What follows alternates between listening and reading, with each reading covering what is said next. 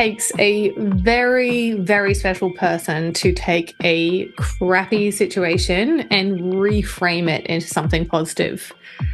Look, I try, but often I am not that type of person. But luckily, I have found someone who is, and I'm so excited to chat to them about it. Hello and welcome. This is Creativity Uncovered. My name is Abby Gatling, and I welcome you to join me on my journey where I uncover how everyday people find inspiration, get inventive, and open their imagination. Basically, in this podcast, I am discovering how people find creative solutions at home, at work, at play, and everything in between. And then my goal for it is that by the end of it, you'll be armed with a whole suite of tried and tested ways to summon creativity the next time that you need it.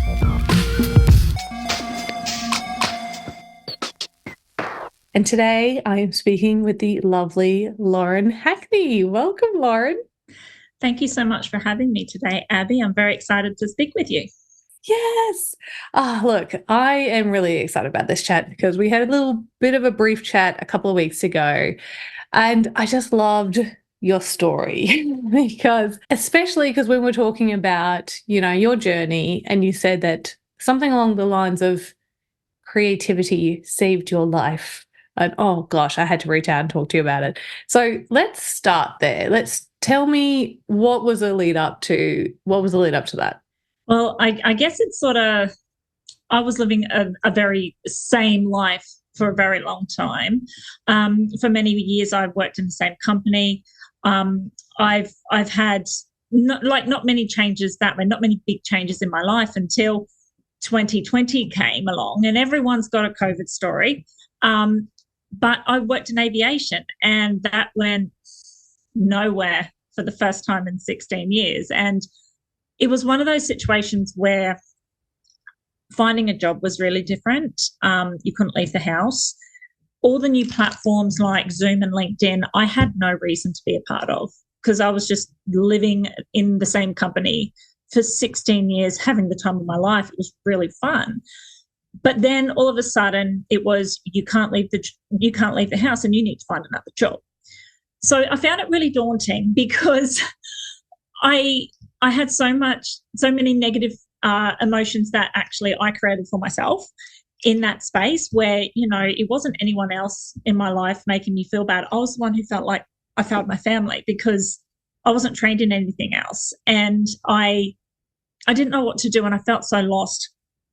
But I guess the only constant that I had was telling stories with my children every night. And I remember feeling so bad for months, like just months of feeling like, when's life going to go back to the life I had before, And the one thing that I had every night was, well, I get to keep telling stories I made up with my children. And these stories have been with us for years.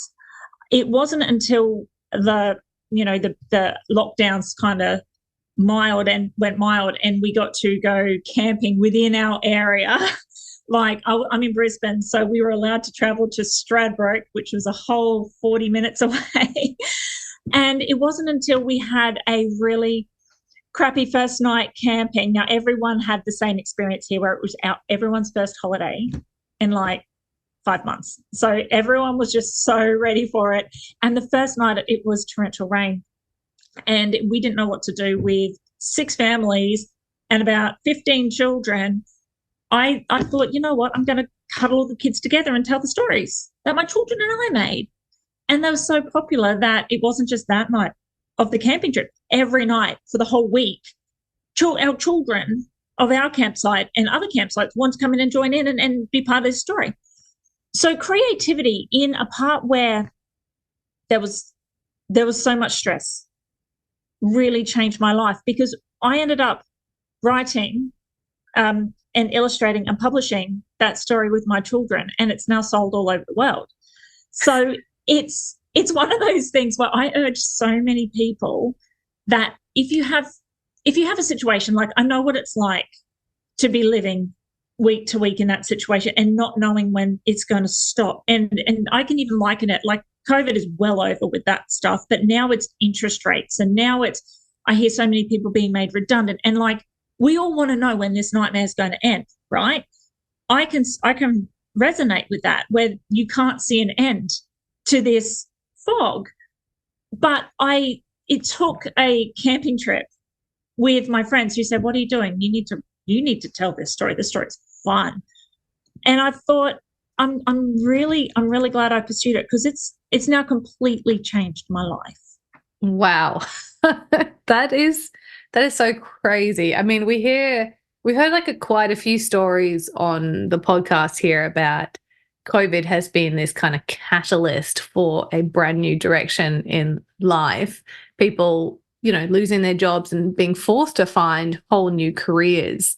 But that wasn't really what you set out to intend at all. You had got yourself another job to, feed your family. And this just was you making do of a tough situation, camping in the pouring rain. That's unbelievable.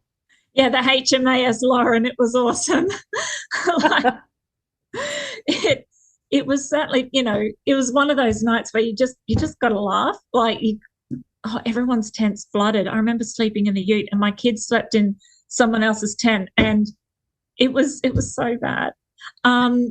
But on yeah, day like, one. yeah, but like looking back, it's really funny, because at the time it's really hard to stay positive when you're living in that space. It's really hard to get up every day and not, well, I found it really hard not to feel like I wasn't failing my family, because I really wish I had a backup option. I really wish I was like had teaching qualifications or something else where I could go, right, aviation, it's gone, but I've got this. I woke up so many times during that space thinking, oh God, it's all my fault. I wish I had something else to fall back on. And like, I found something. I ended up helping people in their own homes, like who needed assistance. And it was casual work, but it wasn't solid. It wasn't solid work. Like, it wasn't like you could, work 2 months and then have a week off. Like, it was, and if a client didn't want you on that day, then you had no work at all. Like, it was one of those situations where that wasn't concrete enough for me to relax. And I just remember, I remember, sobbing on my way home from work, thinking, all of my friends, all their careers have gone gangbusters during COVID. Like, do you remember hearing those stories? And I loved hearing it. Like, I'm so happy for them. Like, that's great. In the meantime, I'm like, I just had to clean up human shit. And there's nothing wrong with it. But like, when you go, wow, I felt so lost. But what kind of saved me is at night, I got my kids together and went, right, let's do this. Let's write this story. And can I show you the book? Yes, please do. Because we've got 3. It's done so well that it's grown. But if you see little guys like this, like, no one's going to be at the Louvre or anything in our family, just so you know. But like, if you see the simplest of drawings, these are all my children. Like, we would just sit together overnight and, like, draw little snippets and think of names for the characters. And that it's funny how that is one of the biggest memories now I have of that really crap time. Like, when we look back, we don't necessarily think of the times Mummy was crying or, Mummy was like stressed. My boys look back and remember those memories on top of all the other ones. And I'm really glad we did it. Yes, it sounds good. I should actually just point out, we are putting this on YouTube, but if anyone is listening on Spotify or anything like that, well, we were pointing out with these super cute little drawings that are throughout the book that have been drawn by Lauren's kids. And we will put a link away to the book in the show notes so you can check it out yourself, but they're really, really cute. And wow, you've said so many great things just then, Lauren. There's a lot I want to ask you about, but I want to, before we talk about the impact that book has had on you and your family, I actually want to go back a tiny little bit, that you were finding this joy in telling these stories with your kids every night, and you've been doing that for years and years and years. Is that right? Yeah, since they were about 2 and 4. Wow. Wow. That is such a creative thing to be able to come up with this story. Like, did you have any sense that you were a creative person? No, no, I just got bored of what was on TV. I thought it was all rubbish. I was like, come on, kids, we can do better than that. No, and like it's because you know how I don't like in our time zone in Brisbane, right? Like, it all wraps up at like 7 p.m. And at the time it was this lovely little segment of Giggle and Hoot. And it was, some really lovely shows. But when they started getting just that tiny bit where 6:37 they were starting to be just that little bit more awake, I was like, right, we're not going to wait until 7 o'clock. We're going to push our beds together and we're going to. Can I tell you what the story's about? Yes, please do. Oh, good. Okay, great.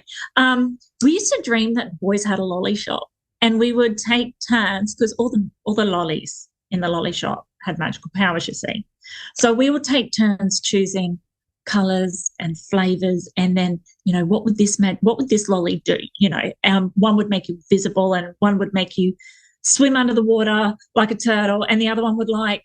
And my son, when he started getting into like year 1, year 2, he learnt that turtles breathe through their butt. And like, so as the story grew, like my son, well, both of them would just be like, you know what I learned today?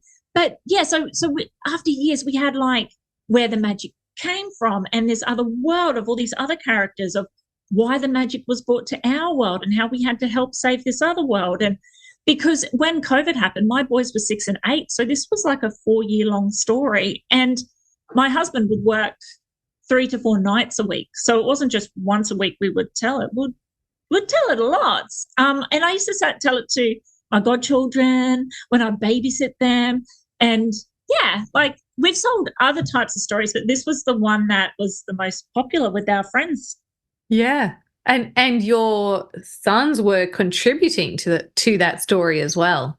So it was like this progressive thing.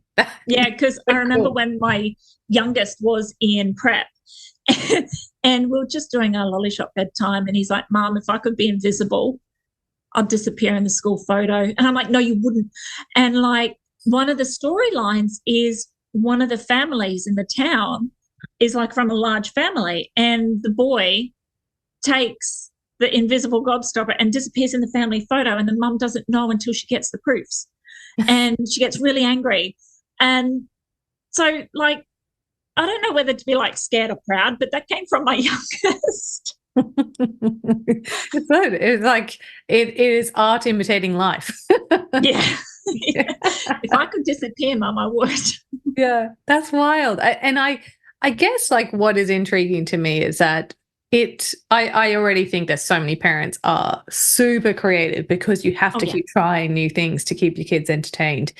But the fact that you managed to develop this entire sort of ecosystem of the lolly shop and these stories and these narratives and everything like that, that is such a creative thing. But it took for someone else on this camping trip to actually go, hey, do you know this is actually really good? Yeah, because I thought it's just like, yeah, every parent does it, but some of them said, oh, it's fun. And like, why not? Like, you should write this story. So here we are. Yeah, I did that's it. so good. I love it. So you're at this camping trip, you're telling these stories, being asked to do it night after night after night. At what point did you think, oh, actually, yeah, I should do something with this? And like, what were the steps that you took after that?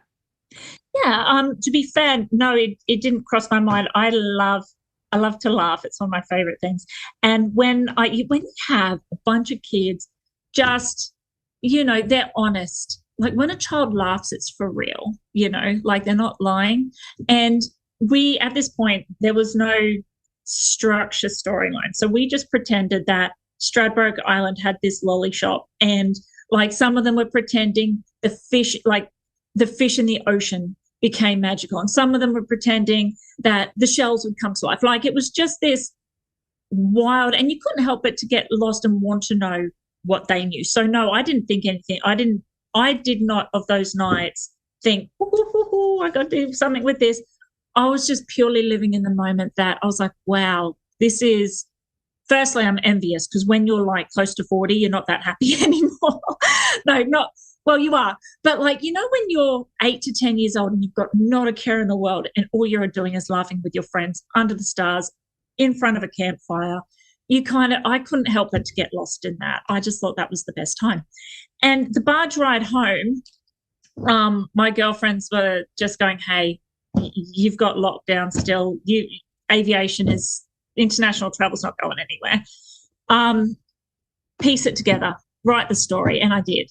And then I got rejected by every publisher under the sun, which is okay, because at the time I was very ignorant and very green, and I just thought because everyone loved it, every publisher would love it and it would be snapped up. No. And I'm actually really okay with it, because having the freedom to do it how we've done it, have it purely our story. Like when you read it, you will see, like if you read books 1, 2, and 3, you will see progression of us getting better with our writing. Like you can just see we're getting better with it. But those 3 books are purely us and no one else. And when I self-publish it, because I got really sad after, after no publisher was interested. My neighbour who knew a retired editor / minor publisher said, hey, look, why don't I help get you in contact with this person? And he did. And she was very strict with me. She said, I'm in retirement. Do not mention my name. If I start receiving manuscripts or, emails again, she goes, I'm not doing it for that. I'm helping you because I like your story. And I went, great. And so she taught me how to do books 1 and 2. And book 3, I did almost all on my own. I still had to ask some questions. But yeah, so with that, we decided to try and stock it on some of our local bookstores, around the area. And my children and I started making some really basic homemade ads, which I don't care. They're terrible, but they are so fun. It was so fun. Like, again, if you said to me in 2019 in November, hey, in 4 months' time, you're not going to have a job, and then you're going to turn into an author, and then your books will sell all around the world, and then you're going to make some homemade ads for it, and it's going to be super fun. My response would be like, that's not going to happen. But it did. So, like, if you look at where we've come, I know I'm not the most professional of people, but I'm so grateful we did it and we took a chance, because I now have a YouTube channel where I interview authors and hear their perspectives, and illustrators and podcasters, and share their knowledge, because it's a messy industry, publishing. And the Lolly Shop recently had its first draft of a screenplay being written. Wow. I know. Like, who knew? Like those words in a sentence, Lolly Shop screenplay. Never thought I'd be saying in my life. So I can take, for anyone listening, and sorry to get all preachy, but I've been there. I've been jobless. I've struggled to pay the rent. Mortgage, I didn't rent. But what I'm saying is I've been there. I remember just feeling so low and feeling like I didn't have a place and feeling all these things. But then I took a risk and I did something that didn't quite work out the way I thought it would, but it's gone a direction where I'm so glad I did it. Yes. I mean, it sounds like such a journey, from being rejected, but just keeping with it, that it is wonderful. It's wonderful that you persisted with it. But I do wonder whether, if COVID had not happened and you weren't feeling, at the depths of your despair, would you have listened to your friend in saying, actually, there's something here? Probably not, because maybe. So the Lolly Shop story was told to my godchildren, and at the time, their mum, my girlfriend who knew me for many, many years, knew that that's just what I always did. So all my friends who've known me for decades never encouraged me to write or to put any stories out there, because it's just part of who I was. Like, it's I don't know if I'm making sense right now, but like, when you just kind of go, oh yeah, that person cooks really good, doesn't mean you're going to say you should be a chef. Mm. So they've always known that I love to engage with children, and I tell my stories to anyone at the time who was close to me. But it's funny how life throws things at you that forces you to be in a situation, because within the same 12 months of losing my job, I almost lost my husband. Now, when going back to your question of do I think I would have done this, if COVID didn't happen, I probably wouldn't have written the lolly shop, because I didn't think it was anything special. It was just something I did. But then when my husband almost died of a heart attack, and we've been down this road before, like he's got a bad heart, it's just something we deal with. I wrote a lot of how I felt down, and I reckon because that happened and I started writing and putting my feelings out, and then eventually I made a story out of that, my girlfriend said to me, why don't you publish it? I like it. It's really good. And it turns out lots of other readers have thought it's really good as well. So it's funny when life has thrown one. Hold on, is this a PG podcast? Go for it. Go for it. I was about to say, when life throws one shitstorm at you and you think you nailed it, like that happens. And it's almost as if like I had two opportunities for life to fall apart and me to write about it, or me to do writing about it. I think it's so interesting that the writing has been sort of your healing process. It seems. Oh, yes. Yeah.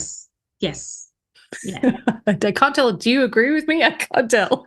I'm subtle. Yes. I think that's wonderful that, you've obviously it's been kind of cathartic for you if you're writing about your husband and your story there as well. Yeah, but yeah, it's funny because like I say to so many people, you don't have to write to become an author, but it's interesting how just getting your thoughts out can help. It wasn't until months and months and months later I've discovered that there's a thing called journaling, which was what I was doing. And again, when you think life's bad and then you go, damn, like could have been a widow that night. You just kind of go, I don't know what the link is. I'm not a professional psychologist. I'm not a professional counselor, but there's definitely something there where I found just writing, getting my thoughts out, and just that was the time. And then when my head was a bit clearer, putting it into some sort of story, it helped. And I urge others to do it, because that's a creative outlet as well. Like, sure, there's no illustrations there. God, thank God for that, right? You don't want that illustrated. But, I urge so many people, just write it down. You don't have to do it to get published. Just see what it does for you. Absolutely. Lean into it if you're getting those urges. And so what has the impact been on writing the lolly shop? That's been the impact on you for doing your journaling, and that's amazing. What's the impact been on the lolly shop on your relationship with your kids and COVID and all those types of things? Yeah, for sure. My relationship with the lolly shop has been sort of the beacon of hope, because it kind of was a constant where I love to keep playing with it. My children at one point got a little sick of it. I think because we started going to schools, and we started, the local bookshops were stocking it. And my local bookshop wanted an author appearance one day, and then naturally my children were expected to be part of it. And there's certain things when the kids are only 6 and 8, that stuff can be quite scary. So the relationship with the lolly shop, making it public, putting it out there, and then having children like give their sort of feedback to my own kids was really interesting as well. So I guess the fact that it's part of us now has been really good, because they're back on board with it now that they're, 12 and 10, and they love to still create with it. It's just getting a little bit older with the storyline. So, they're growing, the story's growing. Yes, yes. And, I mentioned before about the reframe. It seems that though, like during this tough time that both you and your family were going through, this writing has helped you kind of remember that time in a different way. Would you say that's right? Absolutely. It's funny when you look back, the memories we have, like the losing of the job and me crying a lot, those memories were nowhere near as bad as my boys with what they had to see with their dad. And I don't want them to, I'm not trying to get them to forget any of it. Like we're dealing with it in a very healthy way. But when they look back, it's just more like an extra layer that they have to refer to. And they don't refer so much as, oh, COVID was the time where, they don't talk about being stuck at home and bored a lot because we had creating of the story and stuff. So as much as there were times they were sad they couldn't leave the house and there's only so much Lego, they could play with before they got bored of that. It seems like, though, that adding that extra layer of memories is what they kind of look back and see. I think that's beautiful. I think that's really beautiful. And I've heard that a few times with COVID that some people found it to be a terrible, terrible time. It was for so many people, but some people found the light in that situation of, being at home and being able to spend this extended time with your kids that you just would never have if you're working these crazy long hours and your regular paced life. And I feel like that's sort of happened here as well, but you've got the addition of creating this brand new thing together that you will always be able to keep growing together. It's wonderful. Thank you. Yeah, no, you're exactly right. And we hope to keep going with more stories down the track. Yeah. So you've now got 3 books in the series and you mentioned a screenplay. Tell me about how did that happen? I'm going to feel like a nutter if nothing happens of it. So I guess because the Lolly Shop won an award last year. It was Story Monsters Honourable Mention for middle grade fiction. Oh, congratulations. And thank you. I guess that made people look at it even more. There was a screenwriter here in Brisbane who said to me, this would translate fantastically to the screen. I had to pick my jaw up from the ground because, again, it's those little things that happen along the way where you just go, I never thought that would happen ever. So it was that chance as well where we had a meeting through Zoom and the screenwriter said, hey, this is the time where you can actually look at kind of rewriting your first book. If there's any parts you want to add or not, because this was created at a time when my boys were 6 and 8. And because they're a little bit older now, they also kind of added a few little bits and pieces. So the screenplay that is kind of the first draft's finished and, we're going to have a look at it and see how it all fits. The really cool part is it's like a snapshot of their ages, you could say. Like if you read the first book, you can clearly tell that they are young kids. And my eldest, who's now in year 7, has added just a few little tweaks where you can see, okay, yep, the kids are getting a little bit older now. There's a little bit more depth to that character when you read the story. So, yeah, well, I don't know from here if the screenplay will ever get picked up. I who knows?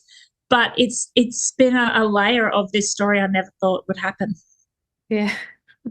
It's crazy. I mean, I just keep thinking back to what you said before, if it was 2019, you told me this would happen, I wouldn't believe you.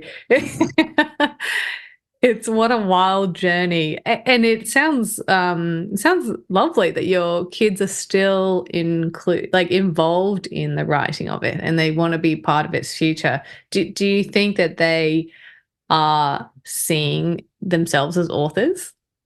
No, because it's funny because um, we see ourselves as more like, storytellers. And because like I still find it hard to say I'm an author. It's weird, hey. But I guess it's the title I've associated with it is, I tell stories with my kids. But I'm hoping they continue because story is so important. Like, let's face it, everyone loves a good story. And whether my kids one day want to start screenwriting or want to write their own books, it would, it's definitely a path that's available to them. But what I'm hoping is that if they ever have children, they can start this legacy with their own kids or their godchildren or their nieces and nephews or however that looks, because that's how it started for us. I'm hoping that now this is an option for them to continue doing that. I love that word legacy because is it that you've crafted this story that you've handed down to your kids. They've become part of it now, their friends are becoming part of it. And maybe the next generation, it's this beautiful thing that you've started this snowball rolling down a hill and no one's going to be able to stop it. I think that's so cool. And I also think it's interesting though that maybe just a twinge of imposter syndrome is coming in that you're saying you don't feel like you're an author. Do you now feel that you're a creative? Yes. Yes, because I feel like a bit of, Lauren Unleashed, because I have my own YouTube channel where I can sort of put the graphics in how I want to. And I love showing off other people's books. Like, I've always loved story, always. Not necessarily books, but also movie shows, like just story in general. And all the authors that I interview, I love showing off their stories because they're so important. And also knowing how they got to where they are. So when I get to, have them in the hot seat, ask them lots of questions, I like the creative side of it where, I can ask whatever question I want to know what I want to know, but then also, put in these interesting little graphics to keep it creative. So yeah, definitely a creative on some level. That's wonderful. And so now is writing going to be your new career? Oh, we can only hope. Yeah. I love it. I have so many stories rolling around in my brain right now. Ooh. And I love to get up early. I love to get it all out. And some of them are still my boys' stories. Like, yeah, I I can't take credit for all of them. But just to strike while the iron's hot, right? Like, they're still young enough. My 10-year-old's imagination is, one for a better word, lucid. And so, when you go, you're not going to remember that forever. So why not record as much of it as you can? Like, sure, I'm still submitting to publishers, still getting rejected by publishers, but I want to hold on to those stories because before you know it, those stories are a thing of the past. Oh, yeah. I think it's really wonderful. I wish that I captured more of my family stories because there were so many rich stories as a kid. And I just think it's wonderful that you've actually gone ahead and actually done it. Oh, thank you. Thank you, COVID. Yeah. Yes, thank you. Thank you so much for sharing your story with me. I've absolutely loved it, and I love that sort of arc of not feeling like you're a creative to now being wholeheartedly, yes, I am a creative. I think it's going to be a really good inspiration to the people tuning in because anyone can do it if you try. I just think it's fantastic. Thank you, Abby. And you know what the worst thing is? Hmm. Not doing it. Like, that's the worst. So even if it doesn't look how you think it looked, you may not get what you ordered in the brochure. But if you try, you'll get something, even just a small change. So not doing it is the worst. Yeah. And I think with your story, you didn't really set out to be this world famous author or anything with it. You just lent into taking that next step. And that's such a great approach to this type of thing because that means that you're enjoying the journey and not just endlessly pursuing a specific outcome. Yeah. Yeah. Just be open to whatever you get back, whatever change you make. Like, it doesn't have to be a big change. the smallest of changes can cause ripples down the track. So I urge anyone out there, what's in your imagination, and just give it a go. Oh, beautiful, beautiful. I will pop the links to where people can buy your books and to your YouTube channel as well, because I think that's a really interesting thing that people would love to check out. But yeah, thank you again for joining me today. And thank you to everyone who's actually tuned in to Creativity Uncovered. I hope that you enjoyed this episode as much as I have. And if you did, please do jump onto Apple or Spotify or wherever you're listening to this and feel free to give us a rating or a review or a comment, because that just helps other people find this podcast and share our message a little wider. And as always, please do get in touch if this has inspired you or you want to share your story. And until next time, take care.